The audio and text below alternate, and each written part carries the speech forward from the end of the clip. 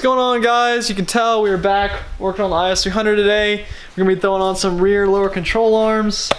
These happen to be some Megan Racing rear lower control arms.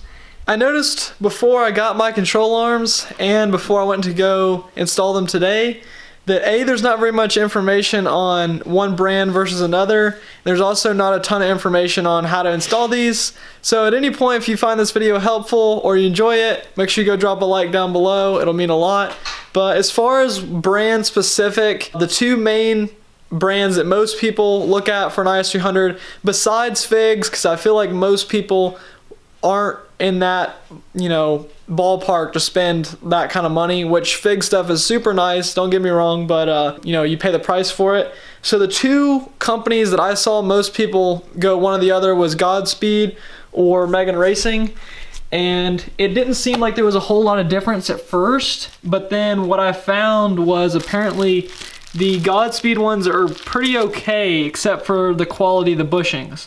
So even in normal driving, they won't really last you apparently too long. This is just what I've heard, so if you have a different experience, definitely put it in the comments and let's just put some more information out there. But for any of you guys that just are like me and can't find a ton of information, I'm just telling you what I've found through different Facebook groups and forums on the internet. I definitely found people that said the Megan Racing stuff just seemed to be a little bit more last them a lot longer than the Godspeed stuff, especially if you're going to be driving your car hard, which I do. I take this car to the mountains, somewhat frequently. And when I found this information, it wasn't actually Is300 specific. It was more just lower control arms in general for just other cars that happen to be Megan Racing versus Godspeed. So I kind of just assumed the quality of the bushings would be the same either car. The process looks pretty simple to change lower control arms on the Is300. Basically, looks like we just have this bolt here, the sway bar end link, the bottom bolt for the coilover, and then right here where it bolts the knuckle. So really just 1, 2, 3, 4 bolts. Yeah, not too bad. It should just pop right out and put the new one on and good to go. Some of you guys out there might be wanting lower control arms so you can add more camber. But I want lower control arms so I can get rid of some of that negative camber. And some of you are going to be like, yes. And some of you are going to be like, no, Stan's car for life. And I'm like, yeah, drive through the mountains hard. Fun cars for life. But you can see on top of that, the tires don't last you as long. So no good. I'm starting to get some camber wear. And I just have changed these from the front within the last I don't know, month, 2 months, and not good. They didn't have any of this camber wear before, and now they're almost completely missing the tread right here. Just a little bit of resemblance of it right there. So we're gonna get that fixed, hopefully straighten this tire up. Right now, I don't know exactly, I just measured it with my phone. I could go look at the alignment paper, but my phone level was just saying somewhere between 2.5 and 3 degrees, which isn't a lot, but it's clearly enough to kind of wear your tires out over time. So definitely need to get that fixed, that's for sure. You can probably tell by now that the Is300 factory alignment adjustment is not enough to adjust. If you want to lower your car a reasonable amount where you're gonna have good performance benefits and actually have that nice look, there's just not enough alignment capabilities with the factory cam bolts to compensate for all the negative camber that your car will gain. So for any of you guys that haven't lowered your Is300s yet, or just haven't really lowered a car in general yet, maybe some of you guys out there, then definitely keep that in mind. If you do want a lowered car with that straight up and down fitment and to still have even tire wear, you are going to need rear lower control arms. You don't have to have these, they're not quite as important, but upper control arms in the front. That will fix the factory adjustment and you can, get your alignment straight up and good to go. Since both sides are essentially the same thing, I think I'm gonna do one side just completely by myself and try to just make sure everything's good to go and there's no weird stuff, and then film the other side for you guys. Does that sound good? Good, all right, cool, I thought so. So things are going pretty good. I figured I'd give you guys a little bit of an update. I just got this control arm kind of hanging by this cam bolt here so it doesn't fall on the ground.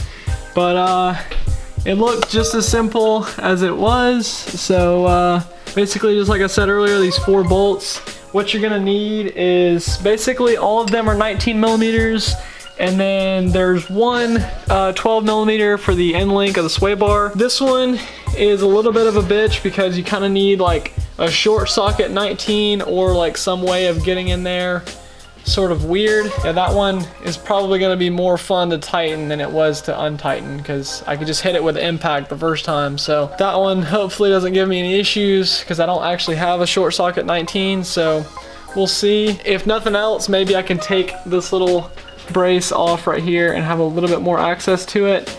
But really what's causing the problem is the exhaust. So I might have to take my exhaust off, worst case scenario. Hopefully I won't have to do any of that. Probably won't, but we'll see. So I plan to film just to do this one and then do a little bit more how-to on this side once I kind of had a little better understanding of how to do it. But as you can see, I'm losing daylight a little bit, so I just figured I would just kind of show you guys what you're gonna need and just go over it real quick before I just completely lose daylight to try to do this side. So hopefully you guys are good with that. Like I said earlier, you just need the 19 millimeter. This side, on the other side, is a, let's see, I don't remember, 22 millimeter. So you need 22, a 19, two 19s. It's better if you have a wrench, a 12 millimeter, and that's it. It comes with bolts, and at first I thought that was gonna be to replace the factory eccentric bolts that go on right here because there's these little notches that you have on a factory arm. And on an aftermarket arm, you just have like a flat surface that obviously has no notch. So I figured that's what these bolts were gonna be for, was to replace this one, which was actually not the case. He said to put it where it shows where the coilover is, and just to use the factory cam bolt to go through where it's supposed to, even though it doesn't have the notches. But one thing I do want to add, if you put the other part of the cam on there, it basically puts your threads being like really short. So I'm not running this. I don't think it's going to do anything anyways, but just a little bit of information for you guys that are trying this at home. I do have the other one on there obviously because you can't really take it off. It's pushed in there. But I think maybe, even though this has no notches on it, you will maybe still be able to get some sort of adjustment because it there's like a little bit of a curved part here that it does tend to push off of, I noticed. So maybe you can get some adjustment there if you had to. If you're new to my channel and you like Is300, 2J, 1J, just JZ goodness, then definitely go hit that subscribe button if you're new, because we got this sexy little 1J right here that we're gonna be throwing in my S13. We're building a drift car on this channel and it's freaking rad, so you definitely stick around for that. We got all these painted parts over here and a little bit of purple, like crazy colored parts that you're not seeing in this video, but really, really sick. So if you want to see more of that, definitely go hit that subscribe button. If you want to see more of the Is300, I will definitely be posting more videos on this car in the future. Like I said earlier, if you guys have any questions you want me to answer about the control arms or anything in general, just drop them in the comments and I'll be sure to get back to you guys. If this video was at all helpful, make sure you go drop a like. It'll mean a lot for me, and I'll see you guys on the next video. Peace out.